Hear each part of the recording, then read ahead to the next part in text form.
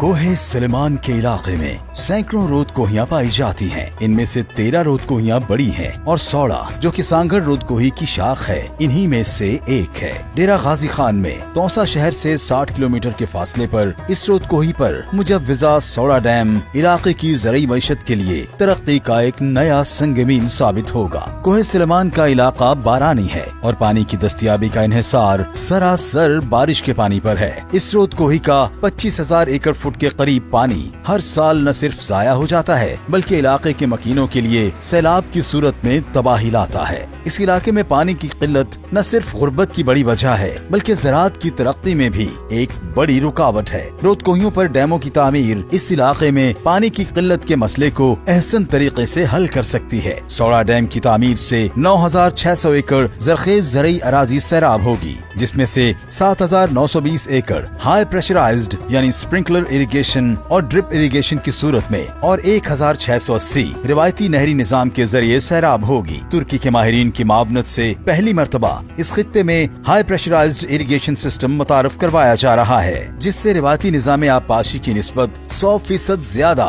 ज़रई पैदावार होगी। खरीफ के मौसम में कपास, ज्वार, बाजरा, मकई, मूंग, सरसों, भिंडी, मिर्च, खरबूजा और तरबूज, जबकि रबी के मौसम में गंदम, कैनोला, टमाटर, प्याज, चारा और मटर की फसलें काश्त होंगी। अलावा इस डैम की तामीर से इलाके में कीनू, जैतून, अमरूद, खजूर, अनार, अंगूर, फालसा और इंजीर के बागात भी लगाए जा सकेंगे। माहिरीन के मुताबिक इस डैम की तामीर से कोहे सलेमान के इलाके में ज़राअत को फरोग मिलेगा और मकामी किसानों को फी एकड़ 1 लाख रुपए सालाना से जायद की आमदन होगी। अलावा मकामी आबादी को पीने का साफ पानी भी मैसर आएगा और मवेशियों की अफजाइश में भी इजाफा होगा। रोद कोहियों पर डैम की तामीर का ये पहला कदम एक तरफ तो कोहे सलेमान के वासियों के लिए ज़रई और माशी तरक्की की नवीद लेकर आएगा और दूसरी तरफ इलाके में जदीद आबपाशी निजाम की राहें खोलेगा।